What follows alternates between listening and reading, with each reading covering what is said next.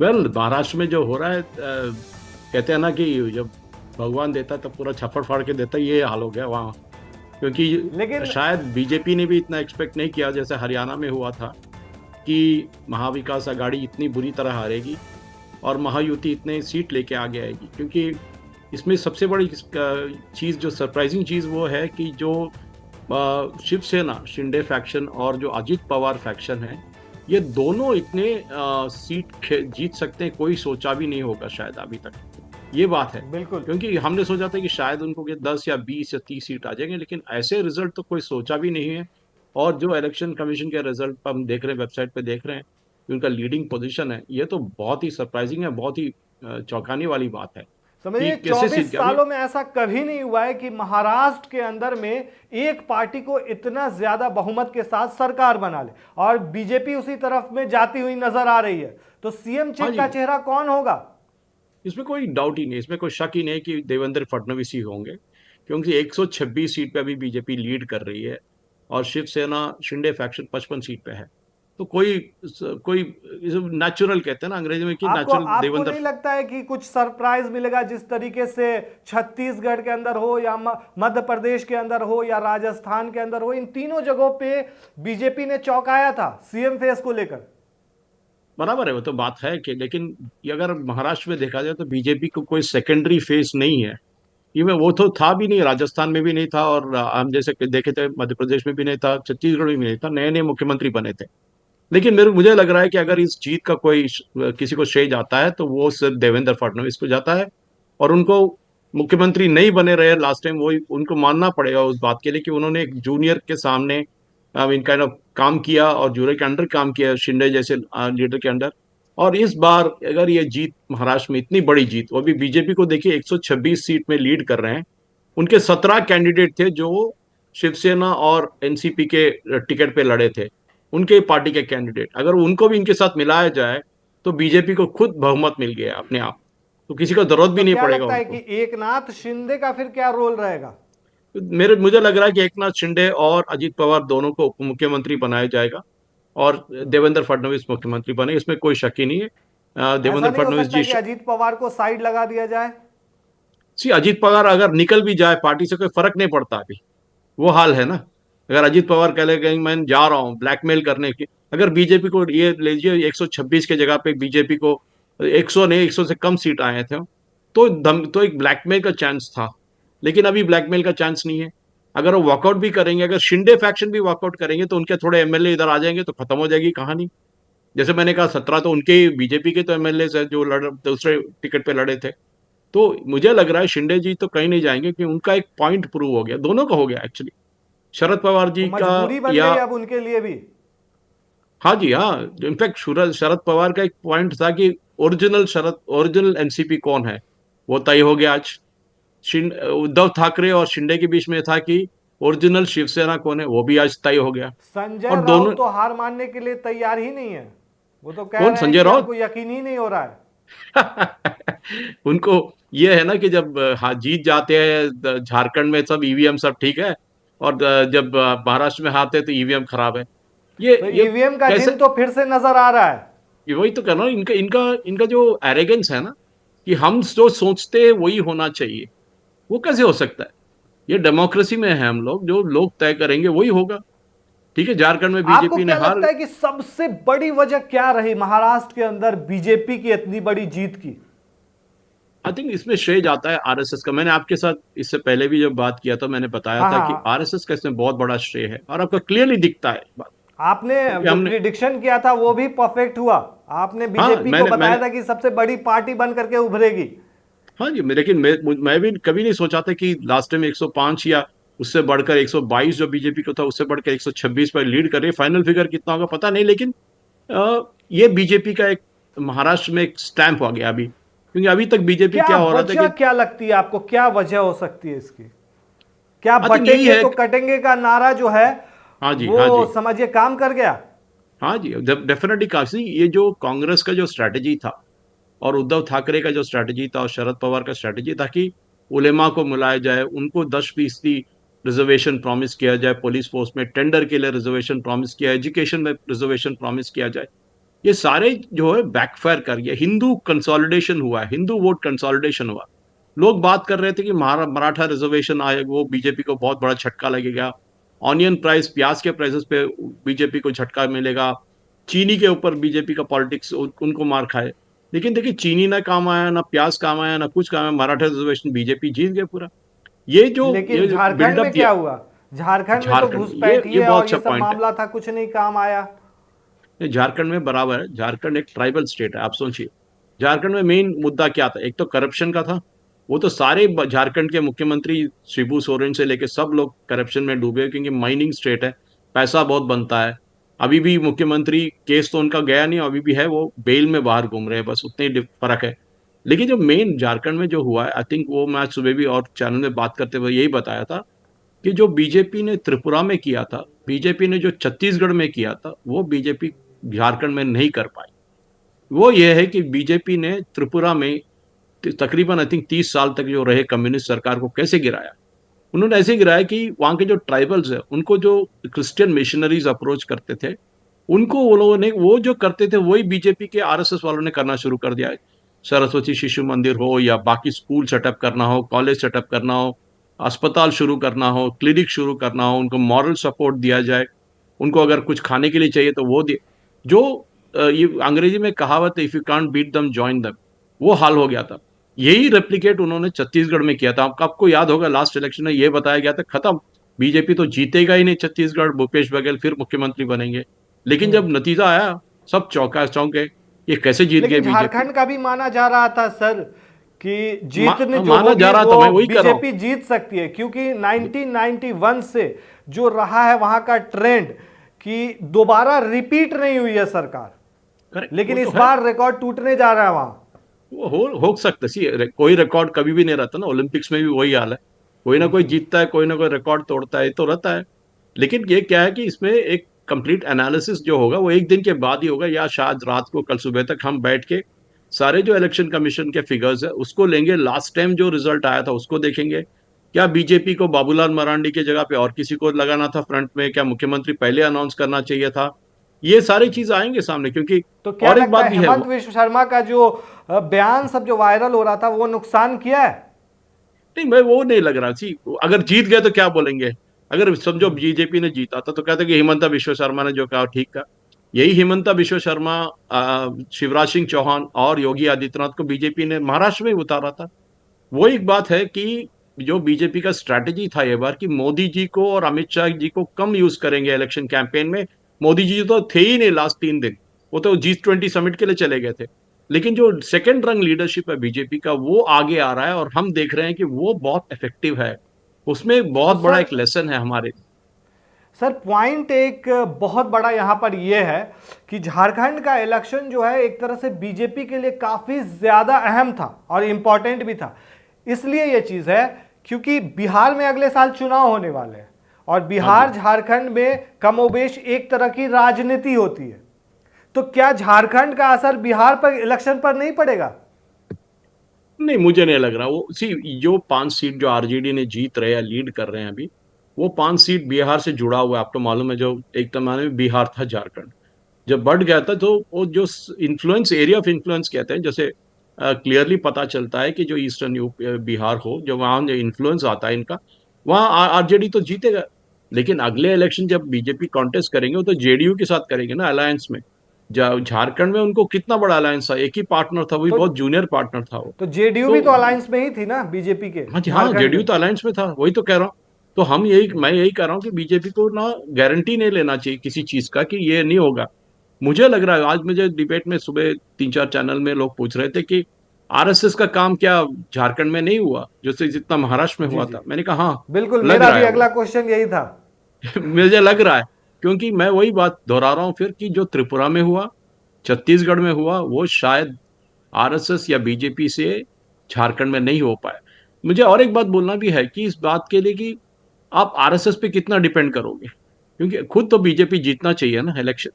तो ये बहुत बहुत बड़ी एक सवाल है कि बीजेपी के लिए, कि वो इश्यूज खेत क्या थे झारखंड में? क्या सिंपैथी फैक्टर था? आपने हेमंत सोरेन को जेल में डाल दिया, बिल्कुल। कल्पना सोरेन आ गई, तो एक एक सेकेंडरी इमेज क्रिएट किया गया कि ये सिंपैथी फैक्टर है, ये सारे चीज आएंगे डिबेट पे, लेकिन एनालिसिस अभी नहीं आया। अभी हमको नंबर देखना है, क्योंकि it all boils down to numbers. हम नंबर एनालिसिस करेंगे, लास्ट टाइम जितना वोट मिला था, ये बार कितना वोट मिला है, और इसके लिए कारण क्या है। ये अगर हम एनालाइज करेंगे तो पता चलेगा कि बीजेपी ने लास्ट टाइम का वोट शेयर गेन किया या लास्ट टाइम से वोट शेयर से कम आए, कौन सा सीट में बीजेपी हार रही है बुरी तरह, कौन सा सीट पे स्लिम मार्जिन पे खड़े।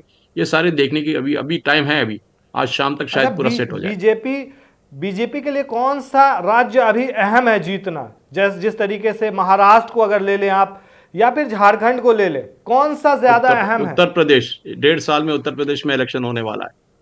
दिल्ली भी है, दिल्ली कोई कम नहीं है, लेकिन दिल्ली से ज्यादा उत्तर प्रदेश में जो इलेक्शन होने वाला है, क्योंकि हम सबको पता है, कभी भी कहते हैं कि अगर दिल्ली पहुंचना है तो पहले उत्तर प्रदेश तो जीतो, तो यही हाल है। बिल्कुल बिल्कुल, तो कहा जाता है कि उत्तर प्रदेश केंद्र की सत्ता का दरवाजा है, दरवाजा लेकिन है। उपचुनाव में तो अभी बीजेपी छाई हुई है।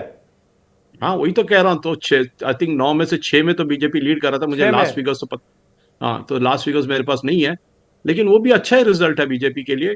तो ये एक कैंपेन जो चल रहा था योगी आदित्यनाथ के खिलाफ की, आपके उप मुख्यमंत्री भी आपके खिलाफ काम कर रहे हैं, आपके ब्यूरोक्रेट्स आपसे सहमत नहीं गए हैं, अमित शाह आपसे खुश नहीं है, ये सारे जो चीज़ है ये जाएगा अभी। क्योंकि जिस तरह मैंने पहले ही बताया था कि योगी आदित्यनाथ रहे, उनका जो स्लोगन रहे वो बीजेपी का ट्रेडमार्क बन गया। तो यही तो है ना, तो बटेंगे तो कटेंगे, तो वो स्लोगन बन गया बीजेपी के लिए। नॉर्थ में काम आया वो, ठीक है, झारखंड में काम नहीं, झारखंड एक ट्राइबल स्टेट। और एक बात याद रखिए कि झारखंड में जो घुसपैठियां हैं, जो संथाल एरिया में घुस गए थे, उनका जहां झारखंड हाईकोर्ट ने कहा था, मैंने नहीं कहा, आपने कहा, झारखंड हाईकोर्ट ने कहा कि तकरीबन 10 डिस्ट्रिक्ट में, 10 जिले में इनका इन्फ्लुएंस बढ़ गया, इनका पॉपुलेशन डेमोग्राफी की चेंज हो गया। शायद ये इलेक्शन में उनका वोटिंग भी है, तो क्योंकि वो मतलब मिलकर कि वोट किए। घुसपैठिए की वजह से जीते हैं।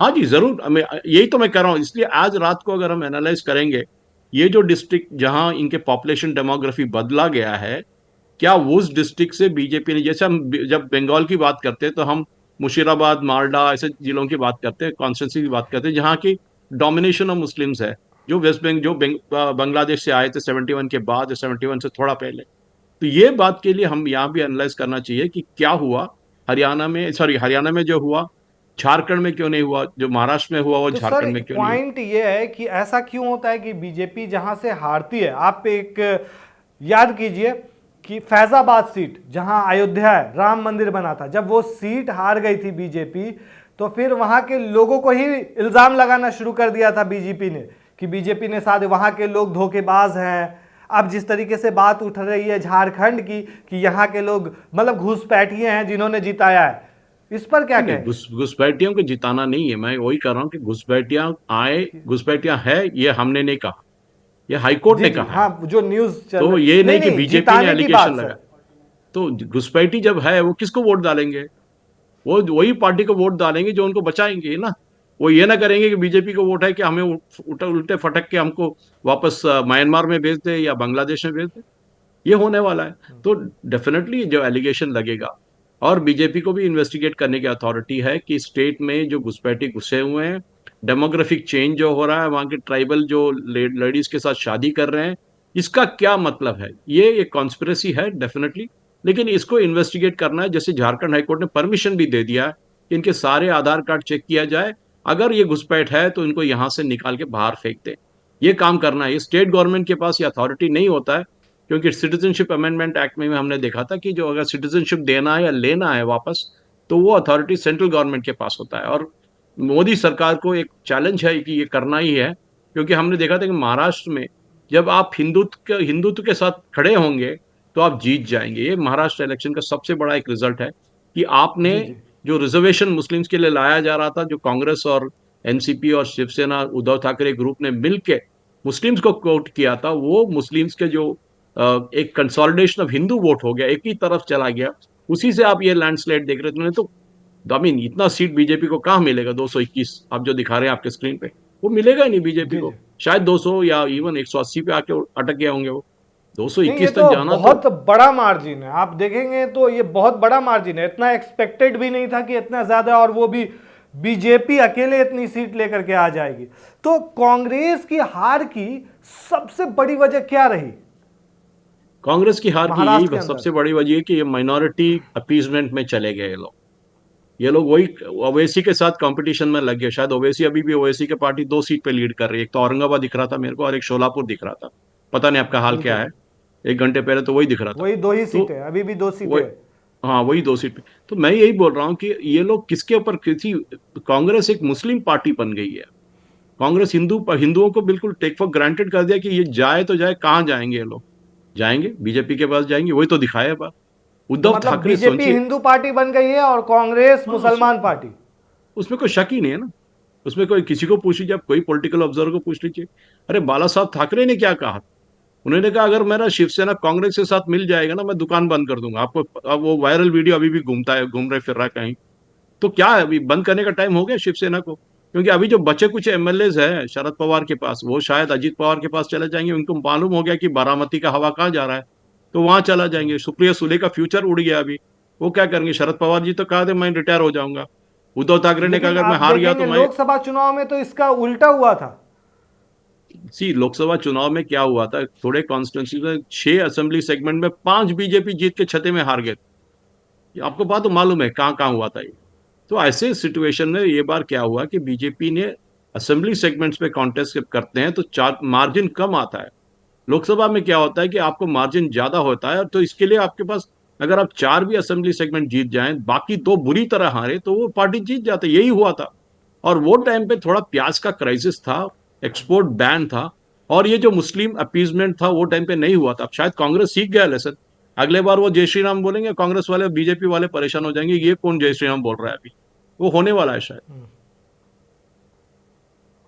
तो मतलब ये जो एजेंडा था काम कर गया। हाँ लेकिन जरूर झारखंड कर। के अंदर में क्यों नहीं काम किया सर? सी झारखंड में एक हिंदू कंसोलिडेशन नहीं है, ट्राइबल ट्राइबल स्टेट में, वही फिर दोहराना चाह रहा हूँ। वहां जय श्री राम के नारे नहीं चलेंगे वहां। ये पता भी है सबको, बीजेपी को पता। आपने कभी जय श्री राम का नारा सुना था उधर झारखंड की तरफ? कभी सुना है? शायद थोड़े इलाके में होंगे, लेकिन ज्यादातर जहां भी संतल परगना वो जो एरियाज है वहां कहीं नहीं होगा ये। लेकिन जो बीजेपी का जो स्ट्रैटेजी था महाराष्ट्र में इसलिए काम कर गया क्योंकि आप एक बड़ा स्टेट की बात करें। आई थिंक शायद यूपी के बाद और मध्य प्रदेश के बाद शायद महाराष्ट्र के कॉम्बिनेशन अगर लेंगे तो बहुत बड़ा स्टेट है। और अगले लोकसभा बिल्कुल। इलेक्शन के लिए बहुत काम है। अब राज्यसभा के लिए सोचिए, कांग्रेस के या एनसीपी के या इवन अपने शिवसेना उद्धव ठाकरे का किसी का एमपी नहीं बन सकता राज्यसभा के लिए अभी वहां से होते हैं, और शायद उनके पास उतना सीट भी नहीं है उनके पास।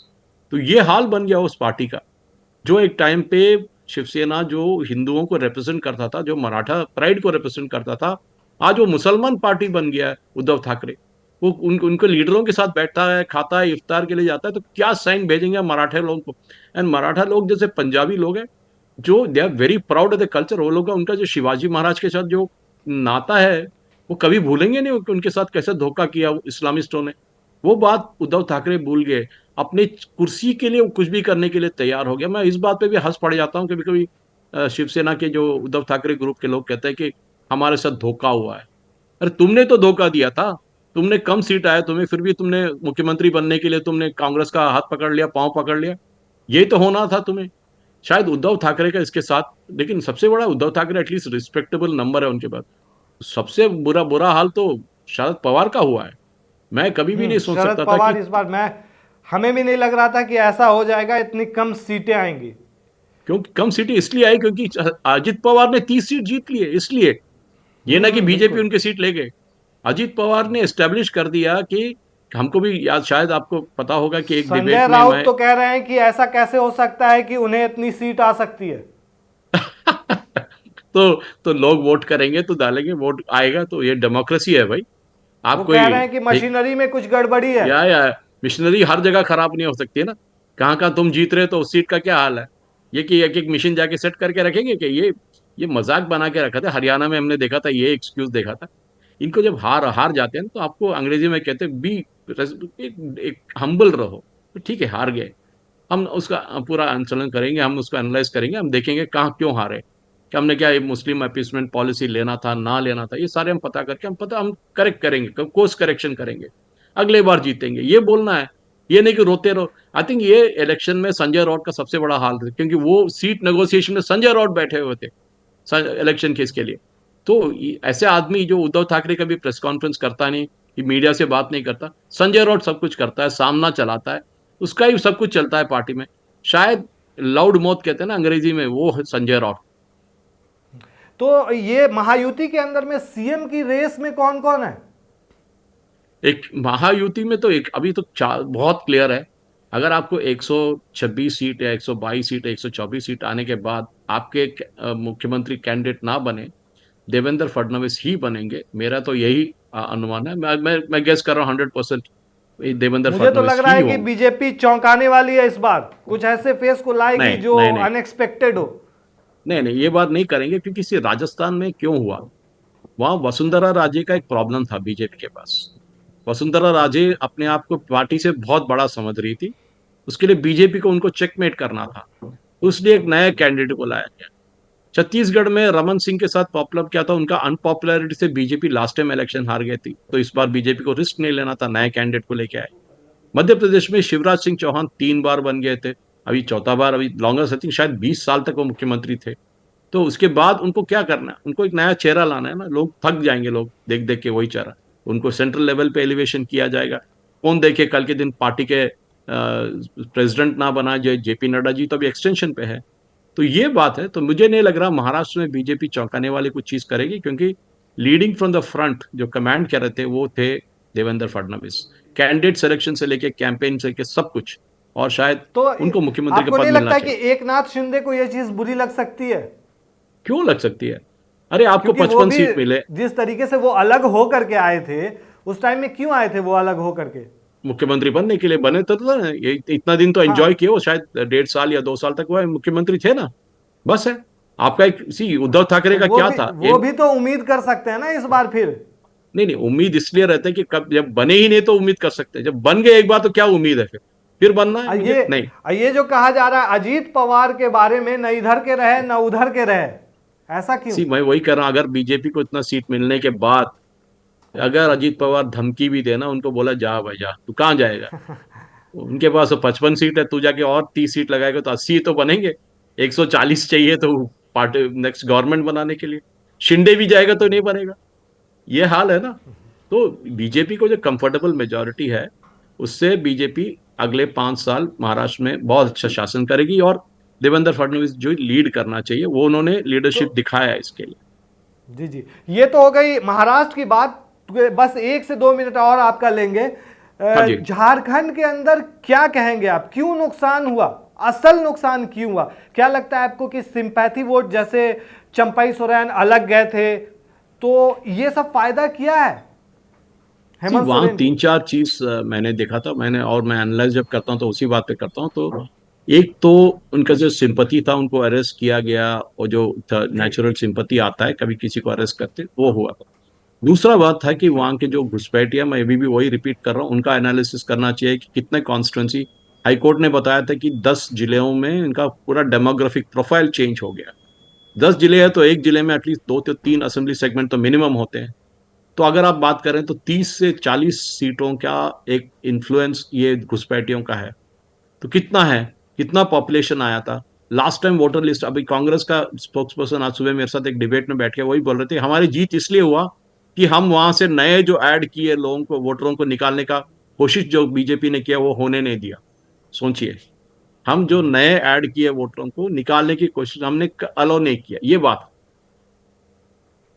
तो फिर इसका असर जो है बिहार पे क्या पड़ेगा? नहीं, बिहार पे कुछ नहीं पड़ेगा। आप देखिए, अलग अलग स्टेट का अलग अलग होता है। झारखंड दिल्ली का अलग था, इलेक्शन ये पे, अलग था। हाँ जी, कुछ नहीं होगा। दिल्ली अभी इलेक्शन। अभी तो बिहार पे इलेक्शन नहीं है ना, अभी जो इलेक्शन आने वाला यूपी का है। हम वहां जी देखते हैं, जी अभी पूरा एफर्ट आरएसएस लगाएगा यूपी पे, क्योंकि एक बार यूपी जीत जाएंगे, समाजवादी पार्टी को एक 10% वोट मिले, 10% सीट मिले, वो खुश हो जाएंगे, जहां बैठे वहां बैठेंगे। अखिलेश यादव ज्यादा नहीं नाचेंगे। अखिलेश यादव ने भी आज सुबह बहुत सारा हंगामा किया था कि वोट, वो जो अपडेशन ऑफ डाटा है इलेक्शन कमीशन के वेबसाइट पे बहुत स्लो हो रहा है, हम तो 9 के 9 सीट जीत रहे हैं, अभी तो 2 ही दिखा रहे हैं, 3 दिखा रहे हैं, ये सारी चीज कर रहे थे वो। लेकिन अखिलेश को भी मालूम होना चाहिए कि जो लोकसभा में हुआ था लास्ट टाइम, वो एक रीजन था उसका। हम सबको पता है कि कैंडिडेट सिलेक्शन बीजेपी ने गलत किया था। योगी आदित्यनाथ ने जो कैंडिडेट्स को रेकमेंड किया था उनको नहीं लिया पार्टी ने। ये गलती ये बार महाराष्ट्र में नहीं किया। महाराष्ट्र में कैंडिडेट सिलेक्शन बहुत अच्छी तरह हुआ, बीजेपी के पास भी 14 से 16 रेबल कैंडिडेट से, उसमें से 8 लोगों को विड्रॉ किया गया। बाकी 8 में शायद कुछ वोट वहां यहाँ गए हैं। मुझे आज शाम या कल सुबह या कल शाम तक भी मेरे को इस पूरा डाटा आने के बाद एनालाइज करके मैं आपके साथ बैठ के फिर इस पे पूरा चर्चा करेंगे। हम तो सीधी सी विश्लेषण की जीते बस कैसे और हारे कैसे। एक क्वेश्चन और है आपसे। वायनाड बोलिए। सीट से प्रियंका गांधी जीत रही हैं 1 लाख वोट से ज्यादा से, इस पर वो तो क्या कहेंगे? 3 लाख से तो राहुल गांधी जी जीते थे ना गैस बात। तो 1 लाख जी कम जी। है। तो वायनाड में कोई भी खड़ा हो सकता है। वो वायनाड के बगल वाले सीट से तो इब्राहिम सुलेमान से जीएम बनात वाला जैसे लोग जीते थे, जिनको नाम मलयालम तो आता था ना कुछ। बीजेपी क्यों नहीं आ पा रही है? वहाँ 95% मुस्लिम कॉन्स्टिट्यूंसी है। वो वहाँ बीजेपी कैसे जीतेगी, आप ये तो बताइए। मुस्लिम वोट बीजेपी को क्यों नहीं मिल सकता है? वो तो ये तो बहुत बहुत ही इजी प्रश्न है ना। ये तो बहुत ही इजी क्वेश्चन है। क्यों नहीं मिल सकता, सबको मालूम है क्यों नहीं मिल सकता। अगर वही मिल सकता है तो बीजेपी पूरा यूपी का यूपी साथ में लेके जाएगा। ओवैसी का ओल्ड सिटी में बीजेपी सीट जीते थे, लेकिन वो नहीं है ना। सबको मालूम है रीजन क्या है, क्योंकि डरा के रखे हुए हैं कि देखो आरएसएस आ रहा है, आरएसएस तुम्हें पाकिस्तान भेज देगा, आरएसएस तुम्हारा पूरा छीन लेगा, वो करेगा ये कौन करेगा। डरा उनको रहा एक है? नेचुरल डर है वो। हाँ जी। कौन डरा रहा है? अरे सबको बीजेपी पता है डरा कौन रही डरा रहा है। है। तो कांग्रेस तो वही कर रहा है ना। योगी जी करेंगे तो कटेंगे तो बटेंगे, तो वो और एक स्लोगन लेके आते हैं वो कि देखिए योगी जी आ रहे हैं, योगी जी वो कर रहे हैं, बुलडोजर लेके आ रहे हैं, आपके घर मारेंगे, वो करेंगे ये करेंगे। तो ये I think it's a natural part of the problem. IUML कब से जीतता आ रहा है। वायनाड में किसी को भी खड़ा करो आप भी जाके आईयूएमएल का कैंडिडेट बन जाएंगे, आप जीत जाएंगे इलेक्शन वहां। कोई प्रॉब्लम नहीं है। तो वो है इनका कि कोई भी ठहर जाए, इसलिए इतना सेफ सीट है। इसलिए राहुल गांधी वहां से नॉर्थ से छोड़ के यहाँ साउथ में जब आए थे, तेलंगाना में बुलाए थे, कर्नाटक वालों ने बुलाए थे, कि सबसे सेफ सीट वही है जहां आपको पता है इंदिरा कि गांधी भी आपका। लड़ी थी वहीं से। हाँ, इसी इंदिरा गांधी तेलंगाना से लड़ी थी, मेदक से। तो जी जी, इंदिरा मतलब गांधी जब साउथ लड़ी थी साइड से। जी जी। तेलंगाना से लड़ी थी। मैं जब आंध्रा था, हैदराबाद के बगल वाला जी मेदक से लड़ी थी इंदिरा गांधी, और जीत गई थी। वो भी सेफ सीट था, लेकिन अभी सेफ सीट नहीं है, क्योंकि वही मेदक सीट में बीजेपी ने जीता है इस बार। बीजेपी का एमपी है वहां से। जी जी। जी चलिए, बहुत बहुत शुक्रिया सर हमसे बात करने के लिए। जबकि आप कल मिलेंगे, कल शाम को अगर मिलेंगे तब तक एनालाइज करके फिर बात करेंगे। ठीक है। ठीक ठीक है सर। चलिए, नमस्कार। Thank you so much. नमस्कार।